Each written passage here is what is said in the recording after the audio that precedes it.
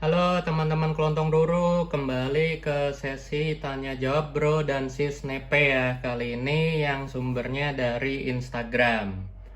Nah, seperti sebelumnya kami akan langsung jawab 6 pertanyaan sekaligus. Kami akan jawab dari pertanyaan yang paling susah ya, yaitu dari akun Sukatafor. Pertanyaannya adalah kenapa keturunan dari persilangan interspesifik Nepenthes masih bersifat fertil? Nah, ini pertanyaannya benar-benar expert ya. Yang saya pengen tahu sebelumnya, apakah Bro Sukatafor hanya ingin menguji saya? Atau ada perlu apa? Karena ini sebenarnya pertanyaan bukan untuk hobis yang umum ya. Nah, tapi akan saya jawab. Dan ini akan saya jawab juga untuk rasa penasaran teman-teman yang pengen tahu lebih tentang Nepe. Jadi yang seperti umumnya kita tahu dalam dunia hibridisasi atau persilangan, itu kan ada banyak terms atau istilah ya. Jadi ada dua yang paling terkenal, hybrid vigor. Jadi kalau sebuah spesies di kita hybridisasi, itu biasanya keturunannya akan unggul banget atau bentuknya bagus banget. Paling contoh adalah manusia. Kalau di Indonesia itu kalau blasteran atau punya darah bule, biasanya jauh lebih ganteng lah. Cewek-cewek atau cowok-cowok lawan jenisnya akan jauh lebih suka. Yang lawan jenis saya suka, yang sesama jenis saja masih lebih serem ya, bisa kepincut. Nah, terus ada juga banyak kasus kalau sebuah hybrid, jadi walaupun bentuknya bagus atau keren atau mewah, gede, biasanya mereka kalau kawin itu nggak fertil atau nggak subur. Maupun dikawinin dengan sesama hybridnya yang sama, atau dikawinin dengan spesies yang sama seperti bapak atau ibunya. Nah, tapi untuk tanaman, hal ini kebanyakan nggak berlaku.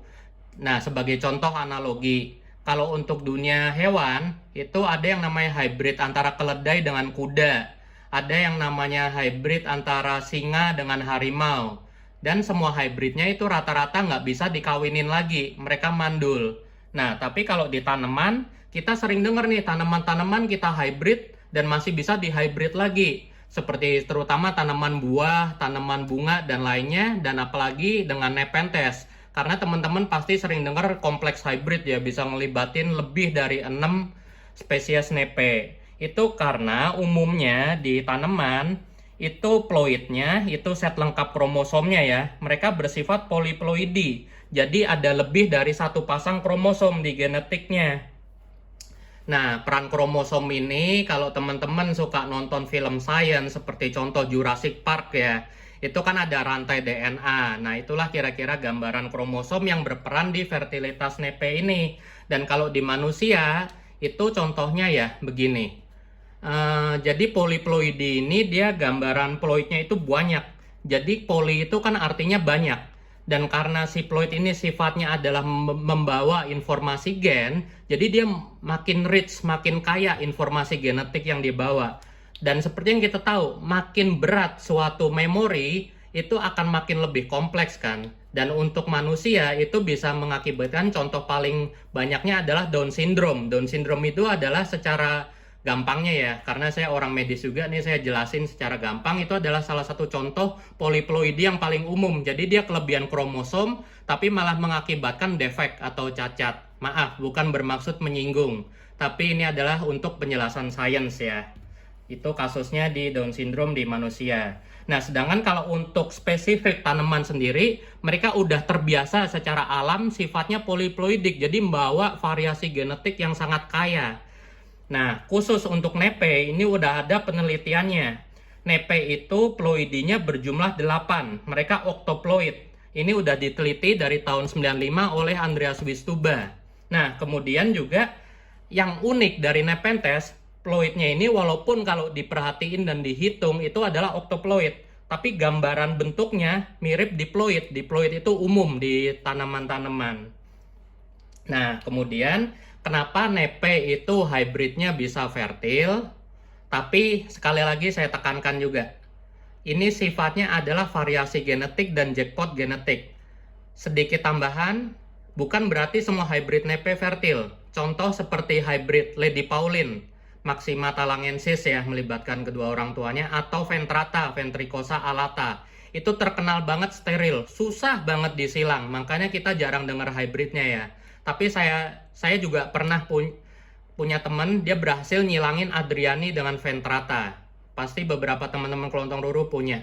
Dan dari pengalaman kelontong ruru juga pernah punya Lady Pauline yang rare, yang female, karena mostly yang beredar itu jantan, jadi waktu itu labnya BE bocor. Itu juga kami sering coba polinasi, selalu gagal. Gagalnya di mana? Gagalnya bunganya abort. Jadi pas udah dipolinasi, udah jadi pot, tahu-tahu nggak jadi. Atau tetap mateng tapi bentuk buahnya atau potnya nggak optimal. Pas disemai juga isinya cuma kayak benang doang bentuk bijinya. Jadi yang menyebabkan hybrid Nepenthes fertile, sekali lagi saya tekankan, sifat kromosomnya dia itu adalah octoploid. Jadi ada 8 kopi per kromosomnya. Jadi ini udah kompleks banget. Dan dia karena dia membawa banyak informasi genetik, ini erat jawabannya dengan sejarah Nepe ya. Nepe itu kalau di dunia sains, itu udah nggak bisa kita trace nenek moyangnya tanaman apa. Even dari penelitian 65 juta tahun lalu itu juga masih belum ketemu. Jadi dia termasuk yang missing link. Kita nggak tahu dia berevolusi dari tanaman apa, tapi ada ketemu tanaman yang mirip sama dia, sejenis Liliana, yaitu tanaman yang rembet di hutan. Pada saat masih seedling bentuknya persis sama kayak Nepe. Teman-teman kalau penasaran, carilah di Google dengan keyword phylogenetic Nepenthes. Di situ akan jelas gambaran pohon-pohon evolusi yang mendekati Nepe. Dan dari evolusi Nepe yang unik juga dan jarang terjadi di dunia tanaman, sekali lagi maaf panjang penjelasannya, tapi kalau saya jawab separuh-separuh akan kurang bagus ya, akan lebih bagus saya ceritain lengkap. Yang unik dari Nepenthes adalah dia sifatnya dioecious. Jadi dioecious itu tanaman jantan dan tanaman betinanya kepisah. Kalau bunga-bunga lain paling contoh deh Drosera burmani. Dia ada organ jantan dan organ betina dalam satu bunga. Bahkan dia bisa self pollinating jadi biji sendiri. Tapi kenapa Nepe sampai ribet milih evolusi yang kayak gitu? Jantan sendiri, betina sendiri. Itu misteri alam, tapi dari situ kelihatan sebenarnya si Nepe ini filosofi dan asumsi saya sendiri ya. Kalau kita inces seperti Drosera burmani, tentunya secara umum dia ada keinginan untuk tetap stay murni sebagai spesiesnya atau bertahan hidup. Tapi kalau dari filosofi alam kita melihat si Nepe sampai misahin jantan dan betina, berarti apa? Berarti dia pengen variasi genetik dalam evolusinya. Jadi makanya dia bisa membuat hybridnya itu jauh lebih kompleks. Karena dari desain alam dia udah didesain untuk bisa saling melengkapi dan mendapat hybrid vigor. Jadi kebayang ya kalau jantan sama betinanya aja kepisah udah dibuat susah dari awal, berarti kan si Nepenthes ini dari awal evolusi oleh alam dikehendaki untuk mendapat keturunan yang bagus dengan mendapat polen atau sperma dari jenis lain yang jauh lebih unggul. Jadi nggak dari jenis yang dia punya sendiri, walaupun di alam itu udah pasti kawinnya dengan jenisnya sendiri ya, karena udah pasti lokasinya deketan. Tapi kenapa dengan nepe-nepe yang jauh kayak Indonesia kawinin dengan Filipina itu masih bisa?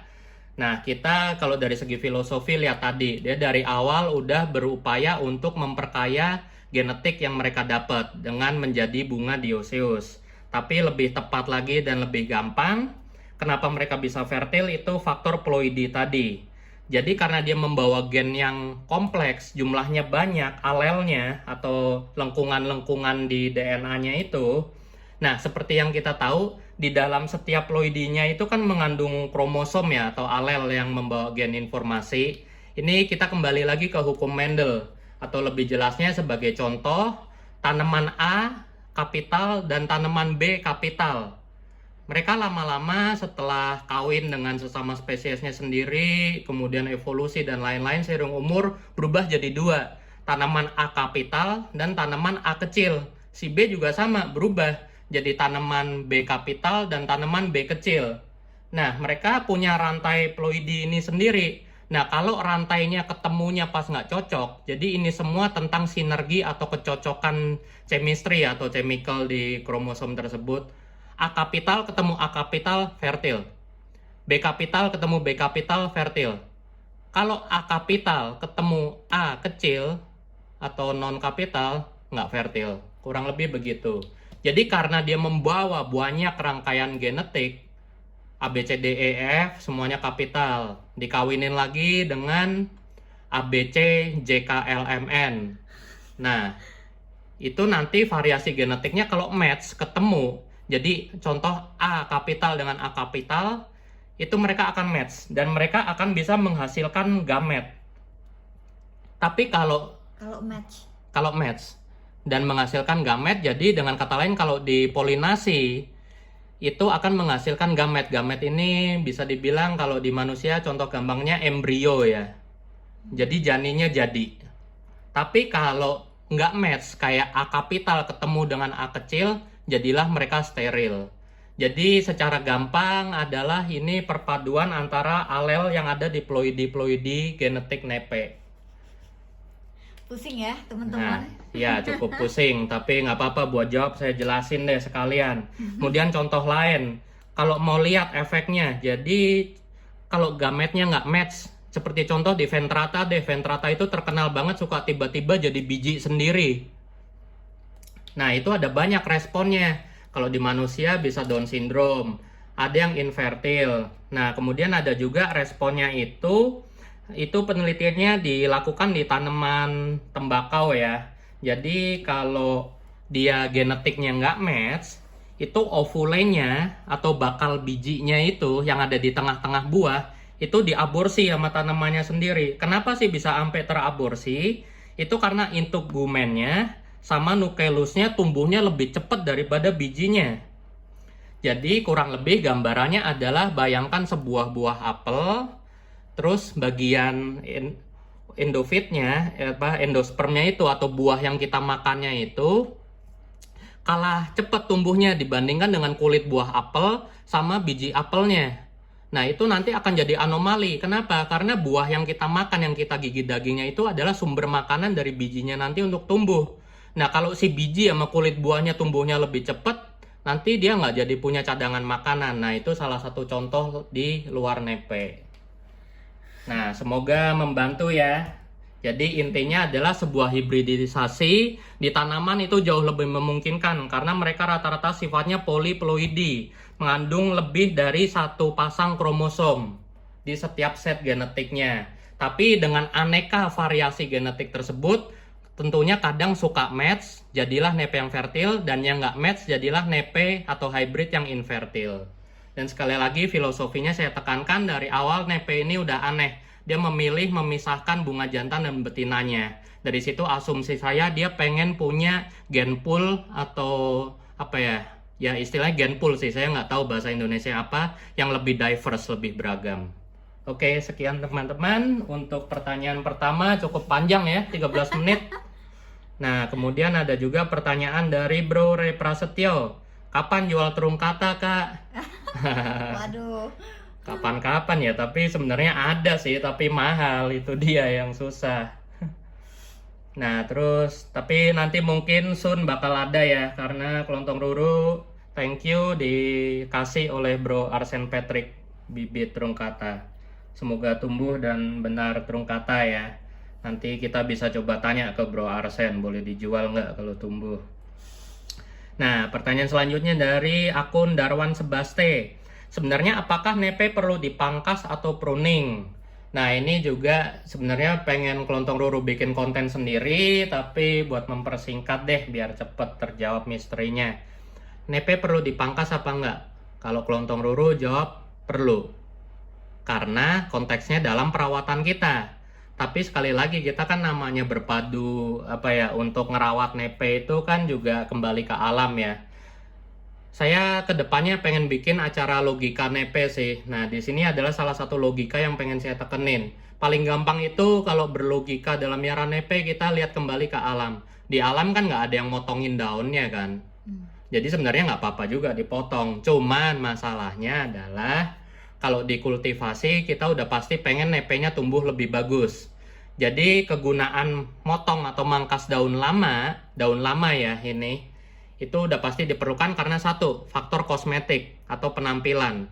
Kalau daun keringnya banyak ya udah pasti jelek. Jadi perlu kita gunting buat rapiin. Kemudian faktor kedua kenapa kita perlu pangkas? Karena biasanya daun-daun lama yang udah mati nyoklat tersebut itu cenderung jadi sarang hewan-hewan pengurai. Terutama seperti contohnya isopod tanah atau springtail. Kemudian juga beberapa kutu itu demen ya bersarang di daun-daun tua seperti gitu. Mereka nyari makan dari situ, walaupun lebih juicy yang daun hijau. Tapi rata-rata bahaya datang dari hewan pengurai ini. Karena ledakan populasi dari hewan pengurai atau organisme yang tadinya juga nggak ganggu, tapi kalau ada ledakan populasi itu bisa jadi gangguan ekosistem ya. Kemudian juga kita pakai logika. Mungkin siapa tadi nih, Bro Darwan Sebaste ini mikir kadang kan ada asumsi kayak anggrek ya. Anggrek itu banyak yang bilang, terutama yang daunnya sukulun tebel, itu jangan langsung dipotong karena nanti dia masih ngambil energi dari situ. Kemudian juga contoh kayak litops itu juga masih ngambil energi dari badan lamanya yang kering. Kemudian juga tanaman-tanaman gurun atau arit, itu mereka rata-rata pakai daun kering atau badan keringnya buat ngelindungin dirinya dari iklim alamnya yang ekstrim. Tapi Nepenthes ini kan hidupnya di iklim tropis yang relatif ideal. Jadi sebenarnya mereka nggak perlu hal seperti itu. Dan analoginya sama seperti kita manusia. Kita butuh dong jari kita. Butuh banget. Tapi kalau kita potong 5-5-nya, apa 10-10-nya, apa langsung 20-nya, kita masih tetap hidup kan? Nah, sama seperti nepe. Jadi peran daun itu cuman buat masak energi sebenarnya. Dan pada saat daunnya kering, itu nggak apa-apa untuk kita gunting. Jadi faktornya kosmetik, kemudian juga mencegah ada ledakan populasi binatang-binatang pengurai ya. Kemudian juga kalau concernnya dia masih ngambil energi apa enggak dari daunnya, itu nggak apa-apa. Karena dia masih bisa masak dari daun-daun baru. Dan kalau dalam konteks tanaman yang masih kondisi stres atau setekan di nepe yang nggak ada akar baru kita gunting, justru kita gunting aja daunnya, kita gunting separuh atau daun paling lama kita gunting. Itu untuk mengurangi penguapan sama beban kerja metabolismenya nepe ya. Oke, semoga membantu. Kemudian pertanyaan selanjutnya dari Bro Adi 359659. Tips perawatan albo di lowland. Ini nanti akan kami bikin kontennya, tapi saya jawab secara general. Nepe apapun yang rewel, yang terkenal banget rewel, seperti Veitchi, albo, kemudian juga Maxima, ventricosa, yang bisa kita bilang penyebarannya luas ya di alam dari dataran rendah maupun tinggi. Tapi kalau giliran kita bawa ke kebun kita jadi rewel, itu udah pasti rata-rata kuncinya 3. Cahaya, kelembapan, suhu, 4 berarti. Kelembapan, cahaya, suhu, dan media kasih yang poros. Kalau masih nggak mau ngantong juga, itu biasanya kita utak-utik medianya. Kita setting, kita gedein kandungan organiknya, seperti petmos atau sphagnumnya, atau kita gedein kandungan mineralnya atau ultramaficnya, seperti pakai akadama dan lain-lainnya. Ini dari pengalaman beberapa teman-teman ngefek. Atau juga kita utak-utik lokasi tumbuhnya ya. Tapi overall kelontong ruru berhasil piara albo marginata itu bagus, terutama yang jenis hijau. Dan dia mintanya di tempat yang berangin, tapi dikelilingin tumbuhan lain dan cahayanya kuat. Karena kita juga harus kembali ke alam. Kalau kita lihat albo itu paling demen manjat sampai tinggi banget, dan daun uppernya itu sampai kena cahaya matahari yang full sun banget. Jadi kuncinya mungkin karena dia spesies juga relatif cukup rewel, tapi tungguin aja. Di pengalaman kelontong ruru itu adaptasinya sekitar 6 bulan ya. Terus habis itu dia udah mau ngantong kok. Dan perhatikan albo marginata ini juga terutama yang warna-warna gelap seperti merah apa ungu ini biasanya highland. Jadi dia minta suhunya lebih dingin. Jadi kalau mau coba albo, coba yang hijau dulu. Oke, semoga membantu. Nah, pertanyaan dari akun EVD I4 atau I4. Kak mau nanya faktor yang menyebabkan kelembapan drop dan bagaimana cara mengatasinya. Jadi kelembapan itu kan evaporasi air ke udara ya. Jadi yang bermain di sini adalah 2 faktor, yaitu faktor suhu. Jadi makin panas suhu, itu sebenarnya justru makin lembab hitungannya. Karena air-air itu menguap ke atas kan. Nah, jadi kandungan air di dalam udara sekitarnya itu jauh lebih lembab. Sedangkan kalau di suhu dingin, itu justru cenderung nggak terjadi penguapan. Nah, cuman yang menarik di sini adalah saya akan jelasin fenomenanya. Kalau kita masuk ke hutan habitat nepe yang di lowland, yang di rawa-rawa gitu, itu udah pasti keringetan. Kenapa kita keringetan? Karena badan kita nggak bisa mengeluarkan kelembapan yang ada di tubuh kita dengan optimal. Karena kelembapan yang mau dikeluarin badan kita kalah oleh kelembapan area sekitar. Kebayang kan? Jadi nggak terjadi proses evaporasi di kulit kita. Makanya kita ngerasa panas banget. Terus jadi gampang keringetan juga. Ya karena kelembapan di sekitarnya tinggi. Kita bandingkan dengan kalau kita pergi ke Eropa pas musim dingin. Itu sampai nggak ada uap air loh di udara. Kami juga pernah ke Eropa, itu kami sampai hidung sama tenggorokannya berdarah saking keringnya, nggak ada kelembapan. Analogi paling gampang lagi, kita ke nursery-nursery yang ada di Highland atau tukang-tukang jual tanaman yang di Highland. Mereka nggak pernah nyiram tanamannya. Apalagi kalau kita sering tongkrongin, ngopi sono, kapan sih mereka nyiram tanamannya? Tapi kok tanamannya tetap hidup bagus ya? Terus kok media tetap basah ya? Itu tadi bagusnya, karena nggak ada penguapan di situ. Mereka nyiram seminggu sekali juga gampang. Dan inilah adalah kunci tanaman-tanaman bisa hidup epifit di hutan-hutan Highland. Karena di hutan Highland ini suhunya dingin, jadi lumut-lumut yang menempel di kayu ini tetap dapat air karena penguapannya itu nggak cepat, berjalan dengan lambat. Terus malamnya juga masih berkabut lagi, jadi masih dapat suplai kelembapan. Nah, dari situ jadi kurang lebih paham ya. Jadi faktor untuk kelembapan itu yang utama adalah suhu. Kemudian yang kedua itu adalah angin. Kalau angin bertiup, itu dia pergi membawa partikel-partikel air yang ada di udara. Dan kalau nggak ada regenerasi atau evaporasi lanjutan dari sebuah air, ini analoginya adalah gurun. Kita taruh baskom air di tengah gurun, kemudian pada saat airnya menguap, udah terbang ketiup angin entah kemana di tengah gurun gobi tersebut. Dan untuk ganti kelembapannya, kita harus naruh baskom lagi ya terus-terusan. Dan ini udah pasti capek, kita nggak bisa ngelawan alam. Sedangkan kalau di gunung, pegunungan-pegunungan Highland tersebut, itu anginnya dapat kelembapannya dari mana? Kelembapannya regenerasi. Satu, suhu dari bawah. Itu penguapannya udah relatif jarang terjadi.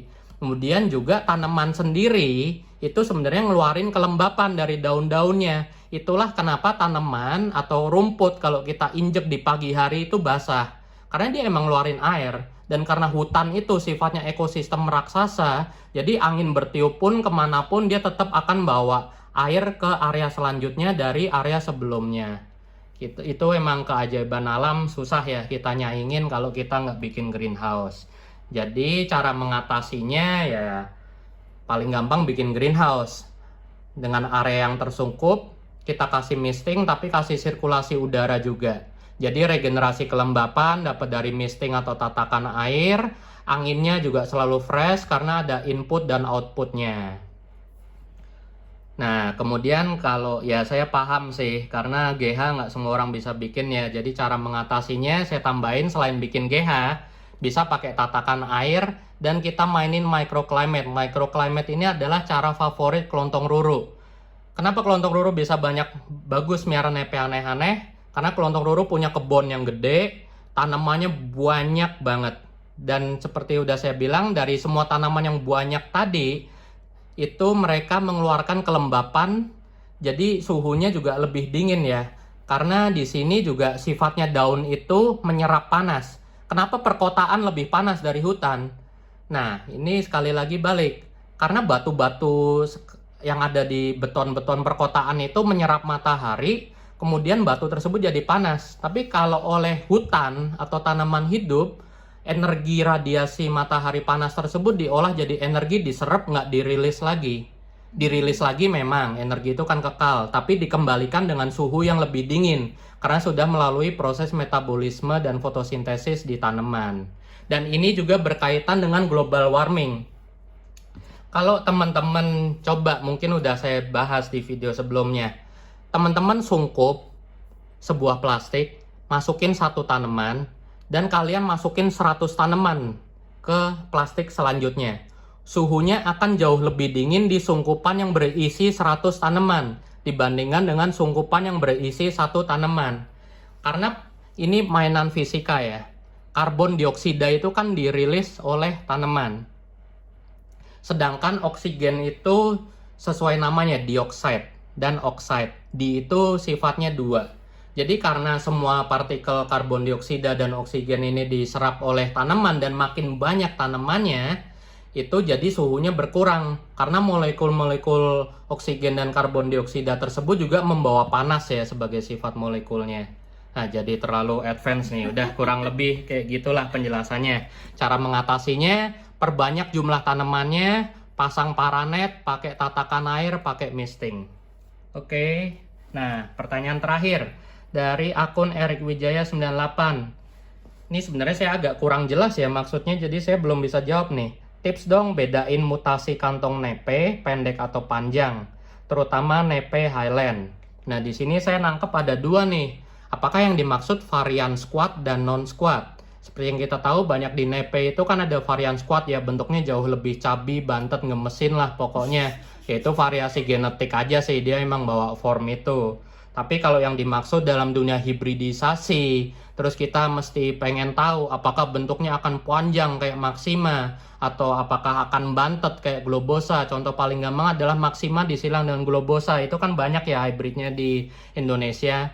Nah, ini di sini yang bermain adalah dominasi genetik. Seperti yang kita tahu, teman-teman harus hafal, harus cari tahu sendiri dari foto-foto hybrid yang beredar, nepe-nepe mana yang dominan secara genetik. Kalau teman-teman pengennya nepe yang pendek, carilah nepe yang secara dominan genetiknya itu kuat membawa gen pendek seperti Globosa atau Ampularia. Tapi kalau pengen cari, ini contoh, pengen cari nepe yang panjang, carilah nepe-nepe yang secara genetiknya selalu bawa gen panjangnya. Kalau dari pengalaman Kontong Ruru itu adalah Bosiana, Glandulifera, Maxima. Itu biasanya bikin panjang. Oke, semoga membantu ya. Kalau masih kurang jelas silakan tanya. Thank you.